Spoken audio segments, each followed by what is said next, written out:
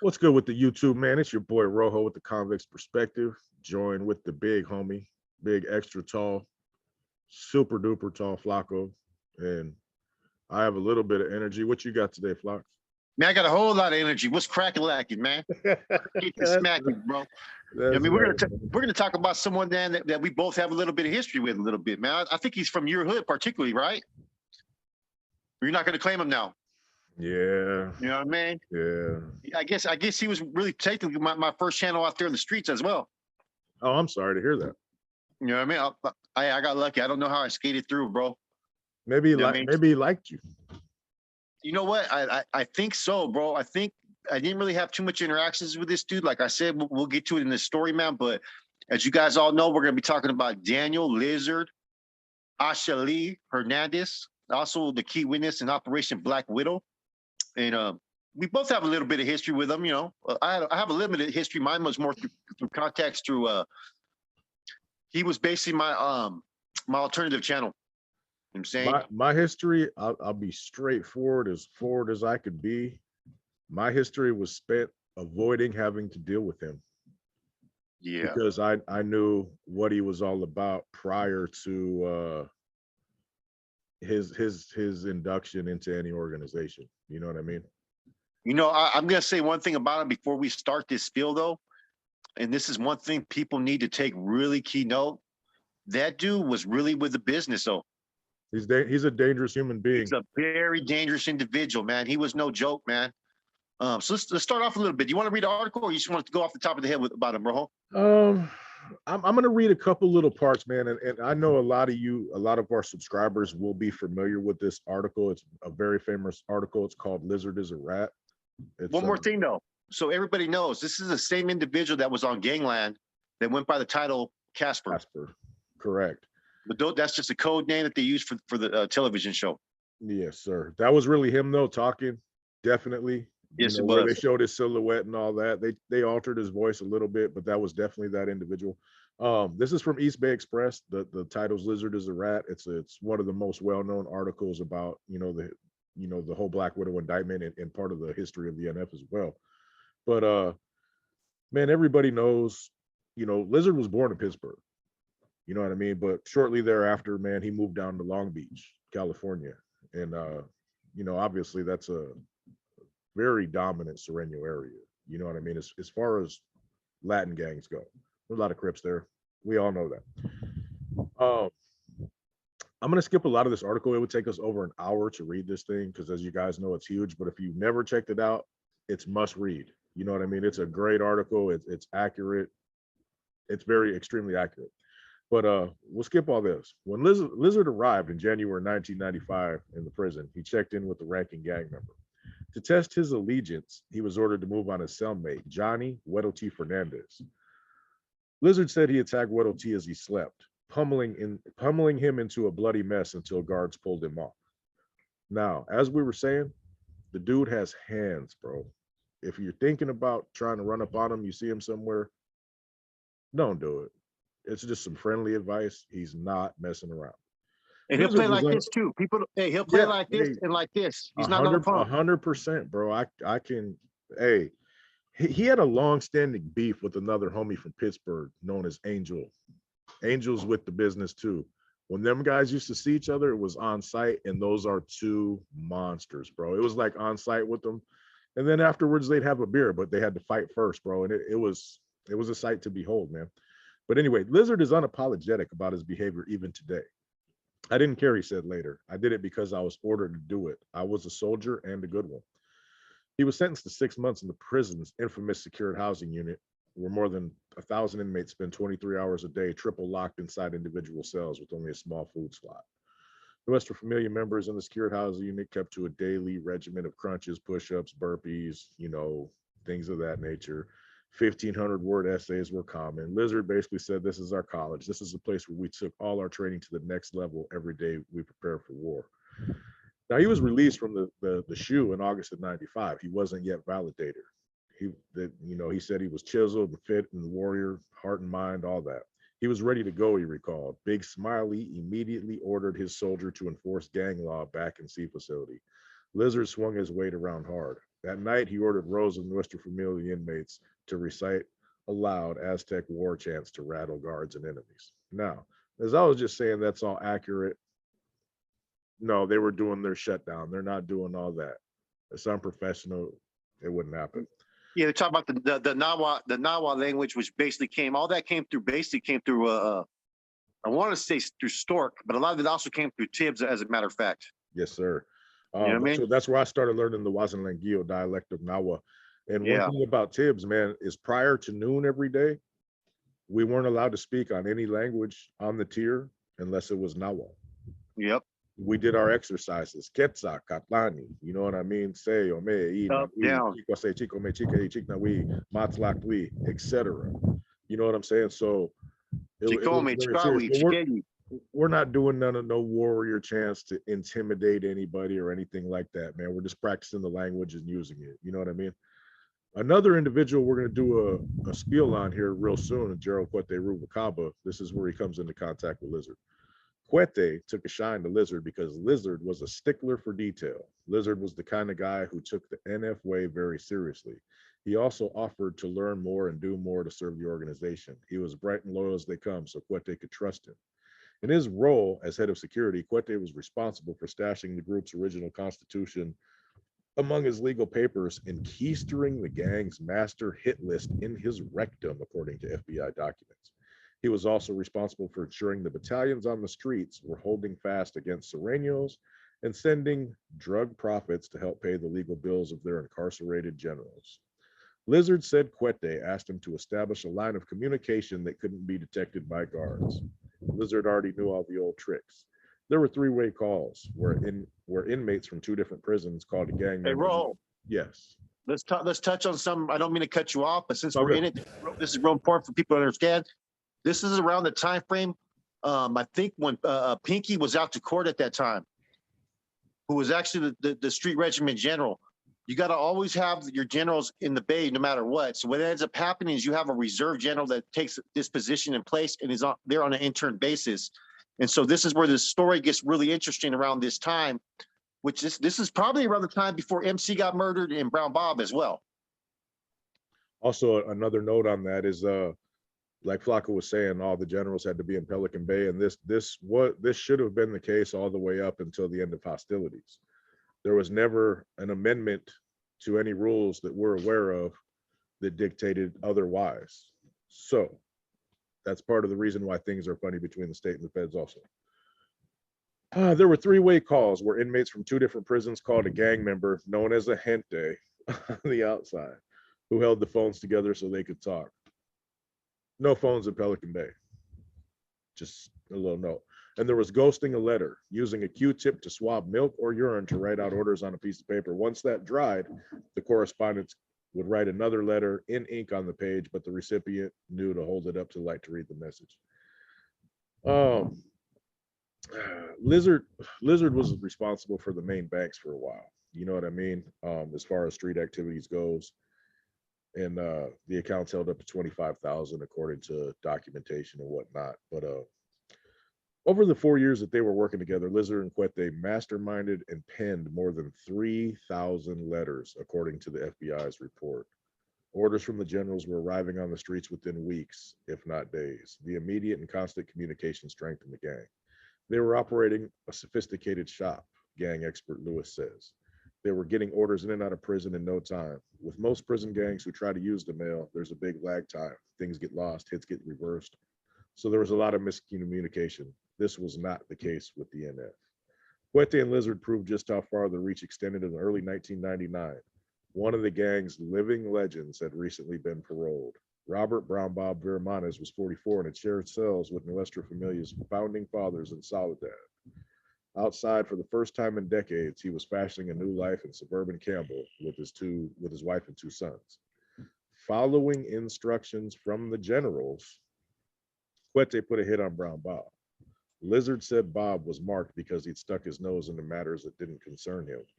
But government agents said that Brown Bob actually had pulled away from the gang. As evidence, family members said he had a large Aztec goddess tattooed atop the Nuestra Familia logo on his back.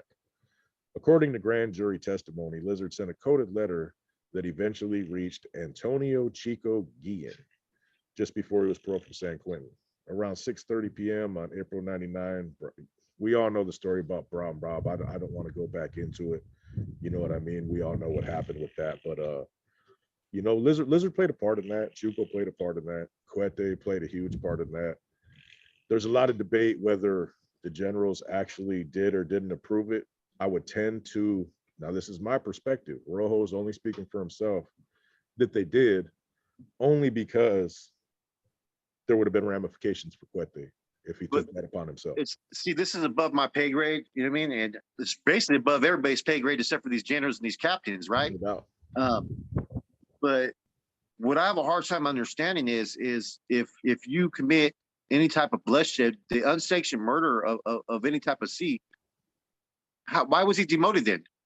As we've read in the True Filter, it says for the unsanctioned murders of high-ranking C's, we can only think of two individuals. We can think of MC and Brown Bob, right? So Yeah. what part did he actually play? Now, if he's acting as a street regiment general, you would have to think that all activities out in the streets regarding the regiments would have to be sanctioned basically coming through him, but it'd have to go through a vote, especially when you're dealing with these high-ranking people.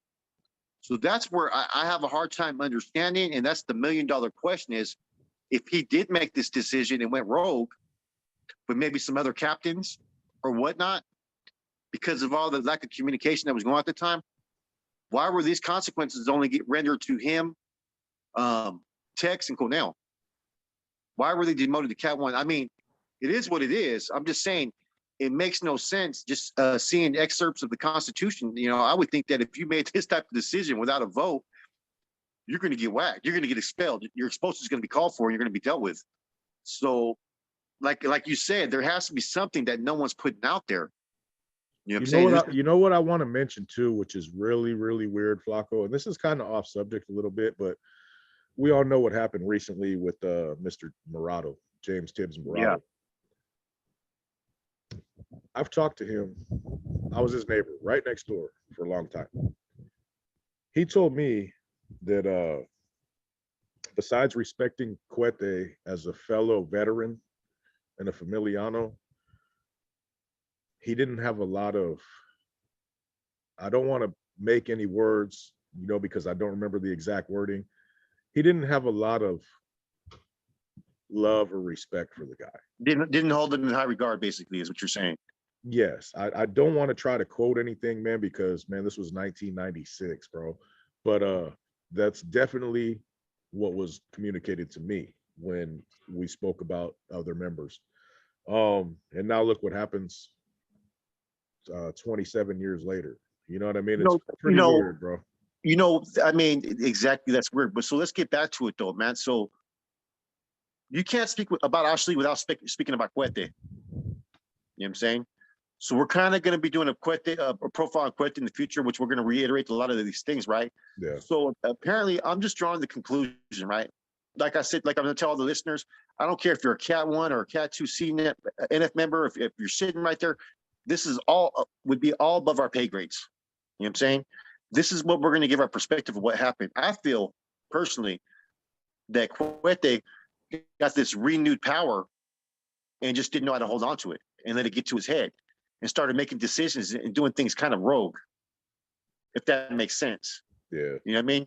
He thought that and maybe some of the decisions were right in how he was thinking and how he was processing it, but it seemed like he was going against the law. Like he thought that he superseded the law because they gave him certain authorities. Like he's one of the ones that investigated Big Smiling Pantera and was given authority to make a decision there and write his report regarding that issue, allegedly, right? Yeah. So I'm just wondering, what did Ashley have on him exactly that CUETE wanted to deem him no good? It seemed like CUETE was doing damage control, and I think when there was already issues about CUETE, you know what I mean, that I'd already heard, and it seemed like when Ashley got to Corcoran's shoe, it was revealed to him that there was a green light on him. But I guess the Carnales there were not honoring it because they felt there was issues with CUETE at the time. There was a lot of politics going on. This is where prison politics come into play. And as being a Norteño or a Cat 1 NF member or Cat 2 NF member, you may not know the inner workings of the politics that are going on. You're just playing your position, falling and rank and file, and doing what you're told. It's a hard thing to do, man. It's a You really know, hard thing to do. and so that's where basically he made his decision at that time. You know what I mean? I think there were some legal documentations that were showed to him about realize that about him being green lighted. Other brothers were telling him, and all this got back to him, and all he could play in his mind is, look what they did with Cafe. When I talk about Cafe, that's Brown Bob. They've been calling him that since the 70s. Look what they did with MC. It's like there's always some type of collateral damage. I mean, within these organizations to cover things up. And you could use the example of Tibbs as a prime example. I don't know what the situation is with Tibbs, just what we've been told. You know what I mean? That he spoke out and in favor of trying to work out their differences with the state. Okay, that was a sign of weakness. Let's get rid of them.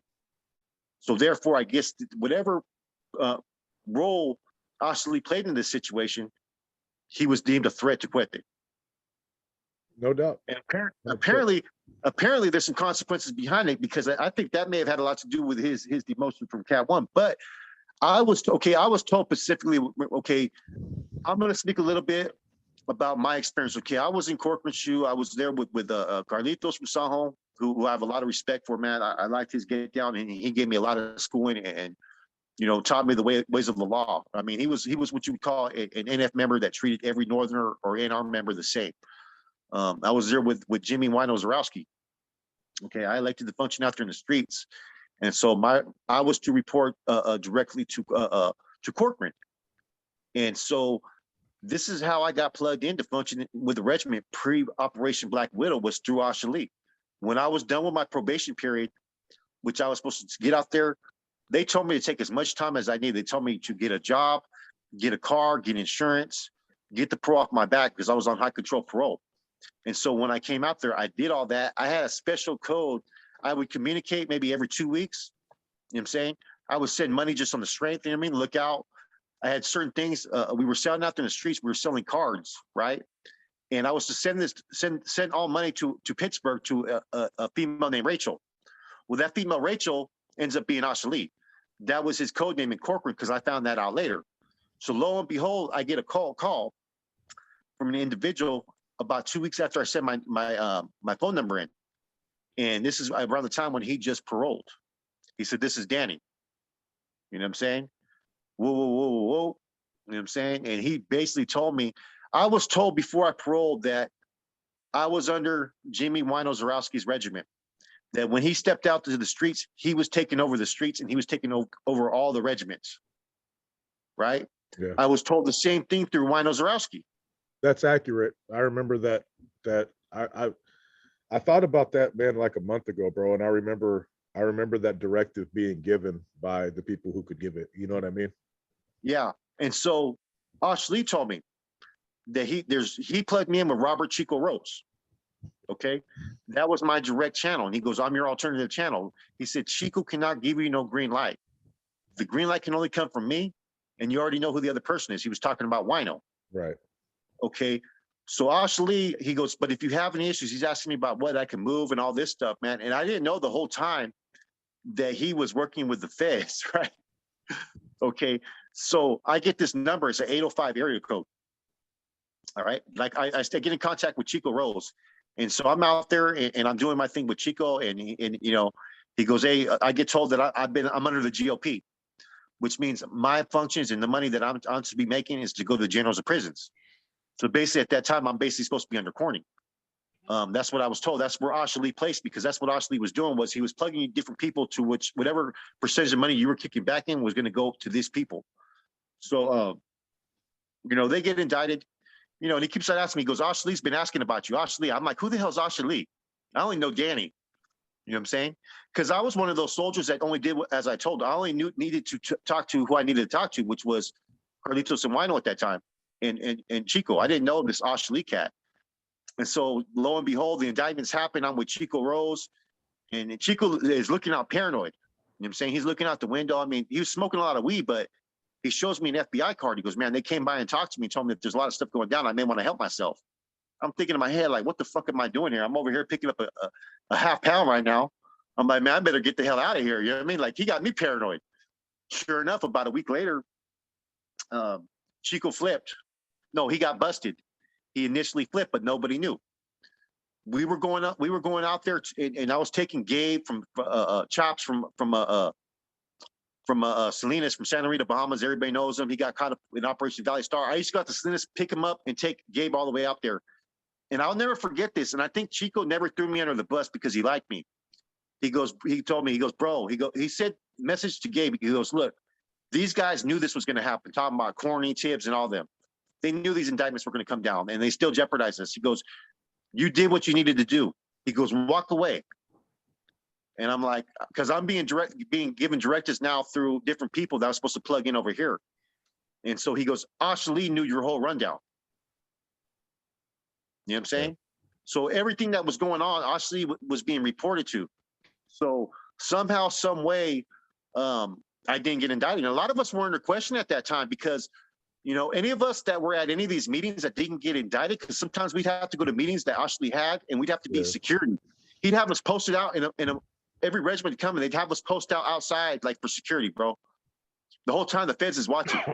So if we didn't get indicted, you know what I'm saying? There was question marks on a few people's heads. You know what I mean? And you know, like I said, everything regarding him, that's just my interactions with him, man. I just remember that when Wino got out and he's supposed to take over the streets, and he's telling me the same word to Corny about Ashley. I said that word to Corny. You know what I mean? Oh my God, dude, they almost had I almost got put on freeze on the spot, bro, because I didn't know anything about this Ashley cat, man. I didn't know he was the reason for the indictments. I didn't know anything. You know what I mean? All I knew was some dude named Lizard. Right. You know what I'm saying? And that's when I found out his code name was Rachel, man. And that's when everything kind of started to get a little fuzzy, man. But, you know, back to Ashley, man, you know, he did what he did, man. And, you know, there's a lot of questions regarding, did he give that green light in regards to Armando Tizo Frias?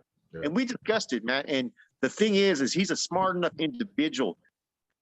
He didn't come out and say, go ahead and handle it. I think he left it out there in the air for it to be interpretation. He hit it with you shouldn't do that. If it become a problem, deal with it. Yeah. You know what I'm saying? Yeah. But, you know, we're, like I said, we're not involved in this conversation. And I'm glad that Tizo got on Stories Written by a Current Prisoner, and he clarified. He said, no, I never heard it directly from him. So he must have heard exactly what we said. And we weren't taking no shots when we said that. It's just, you know, there's a chain of command that's supposed to be respected, you know, so that's another situation, you know what I mean? And apparently he was doing illicit activities at that time, man. And those illicit activities, man, you know, were under the radar. While he was claiming to be doing this, golfing over here, they had an FBI detail on him, watching him go all the way to San Jose and picking up 2 pounds of fucking meth from Chico. And when Chico flipped, right, Chico was reporting Ashley. And so here the feds have, they're getting information that against their main informant that he's doing all these illicit transactions, man. So it's a whole fuzzy situation, man. Yeah, hey, Lizard. So the bottom line with this is, man, Lizard told everything, gave up all the banks. He told them about when Happy wanted to put the hit on the district attorneys, you know what I mean? And CUETE wanted to do it to make, or excuse me, Pinky and Happy was involved in all that. He gave him all that. He received government paychecks totaling more than $52,000, worked a total of 7 months for the FBI and SSU, specifically an individual named Louis Holguin, which he was the main dude trying to follow me around when I was under constant surveillance. You know, he had jammed me up at Santa Rita, the parole office, multiple places, trying to tell me he knew what I was up to and this and that, and that I should just talk to him and whatnot. And further about Lizard, man, is he sent at least a half dozen, maybe a dozen different people to try to communicate with me, to get me in contact with him. I curbed all that. I was like, nah, I have specific instructions and they don't include you, my man. Sorry. Like I said, I escaped, man. Another thing we didn't talk about, Ashley, we're going to backtrack a little bit and we'll come back to this, was in the 90s, he was running Pelican Bay for a while as a Nuestra Raza member on the main line. Yeah. You know what I mean? He's one of the ones when the homeboy started to get deep on one of the particular yards. I'm not sure which yard. I don't want to misspeak, man, but I want to say maybe it was I want to say B yard, but I'm not sure. I could be wrong, but it was one of those facilities. It was either B or A yard at that time. The Southsiders tried to tell the homeboys, "Hey, you guys have to put your shirts on." You know what I'm saying? And Ashley was the authority in charge. You know what Ashley did? Went back, told the homies, "Let's get strapped up." They went and handled their business. You know what I mean? That's a fact. Many Southsiders have mentioned it on their other channels. So, you know, the dude was definitely no punk. He was no pushover, man. Well, like he said, like we said in this lifestyle, man, you've experienced, I've experienced, man, you know, whatever you think of him as a person, you know, um, he was loyal to the familia. He was loyal to the organization, man. And he experienced that corruption and that betrayal that so many other people have experienced, man. I mean, what could be the worst than to put yourself first and foremost? Because when you commit to an organization like the NF, you're bringing a body. And what I mean by that, you're bringing yourself, either to catch a life or to take a life, and to do everything that you've been told to do through your mentor. And when it doesn't work in your mentor's behalf, he's trying to throw you under the bus. Yeah, 100%, man. This was a huge case, man. It in total, man, there was 75 indictments, you know. And it did damage, you know. It did damage from one individual, basically. I mean, other people flipped eventually, but it was based on the enormous amounts of things that Lizard provided, you know, which forced them into a corner where they felt like they had to cooperate as well to avoid them life sentences, man. But you know, it all goes back to You know, they doing left. things the right way, doing things the way things are designed to be done. All this information isn't bouncing freely from this person to that person to that person to this person. The flow of information is supposed to be way more controlled than that, you know. Well, that's what they were trying to do, though. They were trying to have all the regiments communicate, be taken care of on the streets to where they were trying to shelter them for security purposes and let these regiments run independent. But where they messed up was he was allowing all the regiments to interact. They should have knew that was a red flag off top. But that's happened over and over again. Even though we're taught not to do that, you know, they used to use the word regiments, they used to use the word colonias.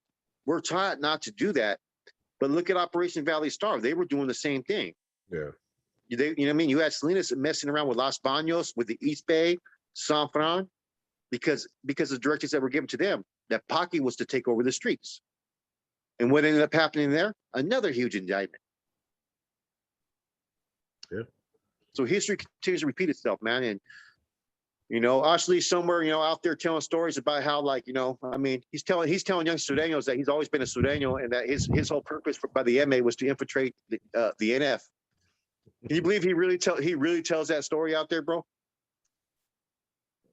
That's what came across my plate, man. I wasn't there, you know, but I have no reason to doubt or distrust the individual who told me that whatsoever. I mean, if I was in his position and I felt like, man, my cover may be blown or something, I'd be trying to fabricate a whole different scenario myself. You know, I mean, Yeah. I mean, it's just hearsay, bro. You know, but knowing the dude, he's very No, crafty. this ain't hearsay, bro. He's This ain't hearsay. dangerous. He's This ain't dangerous, hearsay, and he's crafty. Bro, this ain't hearsay. You know what I mean? This ain't hearsay. You know what I mean? He, Yeah, I agree with you, bro. you know I agree with you, man. I agree.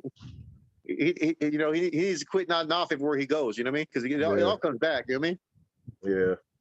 You know what I'm saying? But you know what I mean? That's just the nature of this individual, man. Like, you know what I mean? Definitely with a business, but very conniving, man. And he's going to manipulate any situation he's in.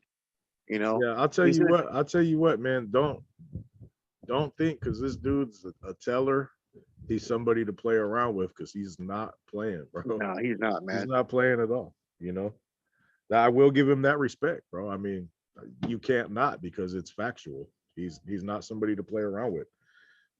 You know what I mean? I've always known his character because, you know, we're from the same area, and I've heard all the stories. So I've always kept them at a huge distance, you know. not in my personal bubble whatsoever. You know what I mean? I used every trick in the book to avoid closely associating myself with him. Not because I even knew anything about the cooperation with the government or anything of that nature, but because of the hundreds of stories I've heard about horrible parts of his character in dealing with his own people. You know what I mean? Yeah, So I don't personally know. I can't. Like I said, I've only talked to him on the phone, and it was a couple times like that. And yeah, you know what I mean. I just know the back end of everything that he did. You know, so yeah.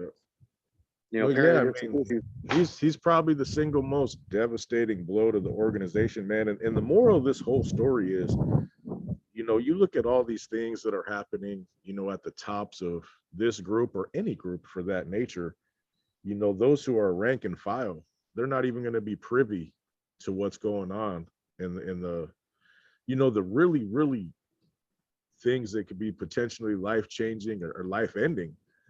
They're not going to know the details. They're not going to know the specifics. They're going to be going to yard like they're supposed to and doing their burpees and have no clue that major decisions that will affect them in some form or fashion are happening behind the scenes. You know who was conducting this investigation too? Who the head of it? Uh, Robert Mueller. oh yeah, that was the damn organized crime, He U.S. he Attorney he, Organized Crime Strike Task Force. he was a lead on Uh, this, and no one talks about that. He potentially allowed his informant to put a green light. I mean, like I said, I don't know if he did it or not. I don't know if he misread it. That there's rumors out there. I kind of doubt that he'd be stupid enough to do that. But there's been allegations that of his illegal activities as an informant, and that he potentially gave a green light when they whacked that dude at the Cap Salon. that's all things that can't be proven. You know, that would be hearsay if it wasn't recorded. I mean, my word against yours, you know. But yeah, no, I follow you, man. That dude's been on the hot seat. The federal government was on the hot seat, all that.